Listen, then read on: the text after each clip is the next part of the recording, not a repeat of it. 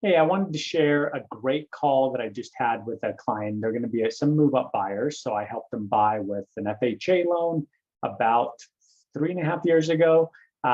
They're, of course, had a lot of appreciation. So even though they put down, probably $20,000 when they bought, they have over $100,000 of equity now. So they want to move up.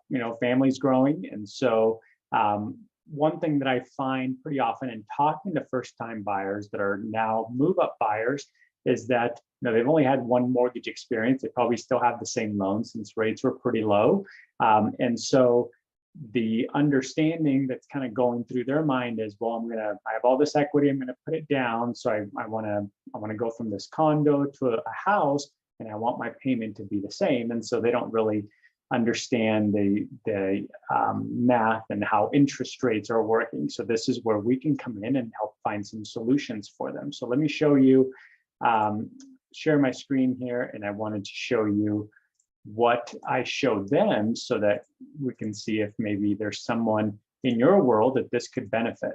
Okay, so on their current loan here, they're going to list their home for 425. So we know it's probably going to sell for more than that. They owe 325. They have a 3.5% rate.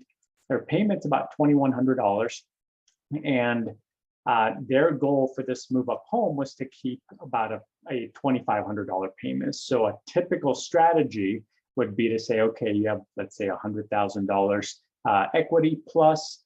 So here's what it would look like here, right? You can go out and buy a $500,000 home, put down 20%. So there's no mortgage insurance. And then with taxes and insurance, you're going to get that $2,500 payment. The problem, though, in this market, going from a $425,000 condo to a $500,000 home is not really going to get them what they're looking for. Behind the scenes, I was looking, through their pre-approval as we were doing that, and I noticed, they had about $40,000 in debt between student loan payments that are now coming due, 2 car loans, and a few other credit cards. We all know, as the family grows, the expenses grow, and so what I showed them is that, okay, if you sell the home and you have this $100,000 to work with, you don't have to put it all down. So in this middle column, I showed them how they can go out and buy a $600,000 home, end up, putting down just 5%, so $30,000. That would leave them, let's say, after closing costs and everything, $65,000. We can use the bulk of that to pay off all that other debt. Car loans, student loans, and credit cards. The minimum payments on those accounts were just over $1,000. And of course, anyone who's bought a car lately, that car payments are expensive. So paying off 2 car loans is huge in their monthly cash flow. So even though by putting 5% down, they end up with a payment that's about $3,500, so $1,000 more than the payment that they wanted.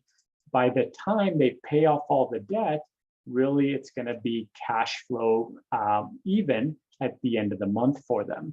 Okay, this also allowed them to, they had, they'll have probably $20,000 extra that they can keep in an emergency fund after we buy the house and after they pay off all the debt. And that's going to really start them on a road to growing their wealth and having that start to earn some interest for them. And so I just love doing things like this because this is a great solution for them that I believe, any kind of a, Lending Tree, iRobot lender, anything like that, no one's going to take the time to go through and really help them find a strategy to get into a much larger home, really the home that they need, put down less, keep more liquidity, and allow it to grow and earn some interest and really put this family on a road to being very successful homeowners. If you have any questions or if there's anyone I can help with, please reach out. We'd be glad to help. Have a great rest of your day. Bye-bye.